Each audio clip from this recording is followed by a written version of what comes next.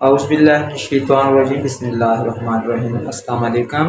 आज आपकी खिदमत में हाज़िर हुआ हूँ एक नई रेसिपी के साथ।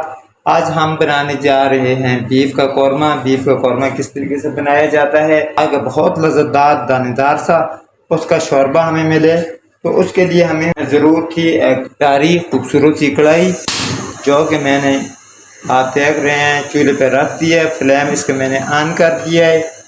इसमें मैंने डाल दिया है 1 कप ऑयल का, और इसमें हमने सबसे पहले जो चीज़ ऐड करनी है वो है ओनियन 250 ग्राम। वज़न का हिसाब आपने सही तरीके से नोट कर लेना है। अभी हमने इसको अच्छे तरीके से पकाना है, इसको ब्राउन करना है। ब्राउन करने के बाद इसको हमने फिर निकाल देना है। तो यहाँ पर प्याज हमारा बिल्कुल ब्राउन हो चुका है। फ्लेम मैंने ऑफ कर दिया है और इस सब को मैंने इस तरीके से स्टैंडर पर निकालना है ताकि हमारा ऑयल नीचे रह जाए, और इसको हम निकाल दें। इसको निकाल के अलग बर्तन में रखना है। जिस वक्त ठंड हो जाएगा तो फिर हम ज़रूरत के वक्त इसको इस्तेमाल कर देंगे।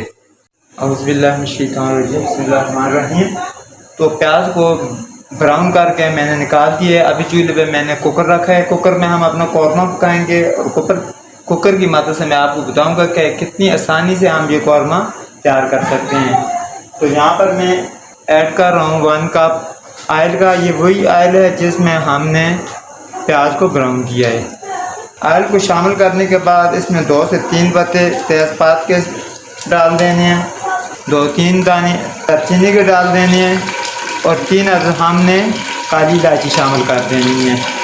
और थोड़े टाइम के बाद इन चीज़ों को हमने ऑयल से निकाल देना है। दालचीनी, तेज़पात के पत्तों और इलायची को मैंने निकाल दिया। अभी इसमें मैं ऐड कर रहा हूँ 2 टेबल स्पून अदरक और लहसुन के पेस्ट।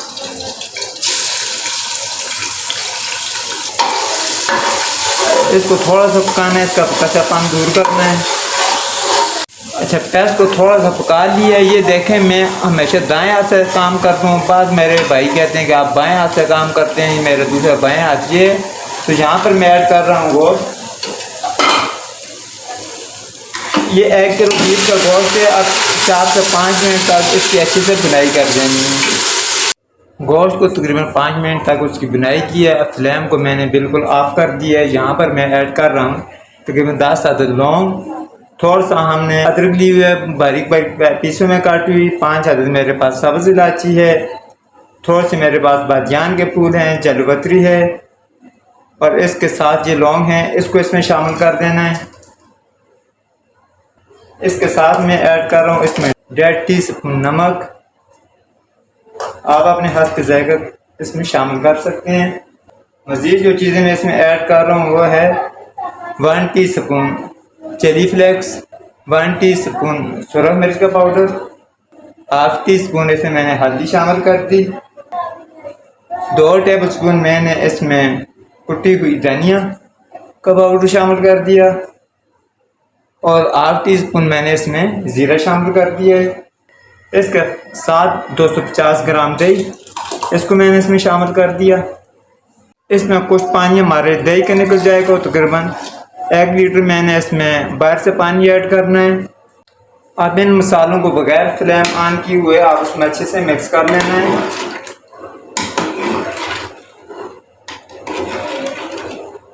अब इसका फ्लेम ऑन करके इसको मैंने आधा घंटा सीटी पे उबाली देनी है। बिस्मिल्लाहिर्रहमानिर्रहीम।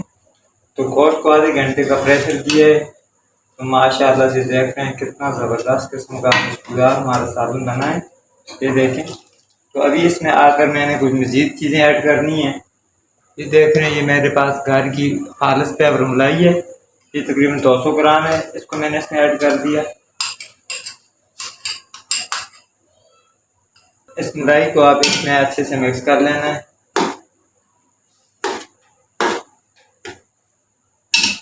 तीन अदद मेरे पास हरी मिर्ची हैं, इनको इसमें शामिल कर दिया। इस तरह डंडियों के समेत, इससे इसका ज़रा सा फ्लेवर अच्छा आ जाएगा। फ्लेम को मैं तेज़ कर देता हूँ, और अभी 4 से 5 मिनट तक हम इसको पकाएंगे।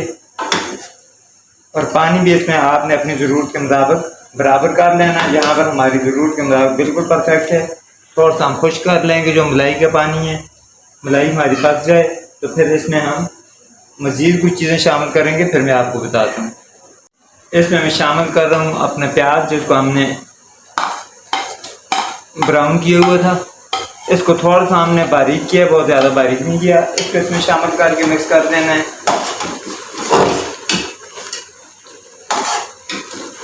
अब 2-3 मिनट तक इस तरह हमने इसको पकाना है।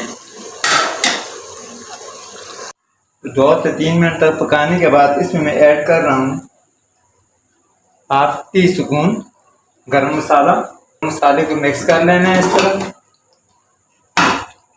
और इसके साथ ऊपर मैं गार्निश के लिए धनिया डाल रहा हूँ बारीक बारीक काटी हुई। इसको भी मिक्स कर लेना है।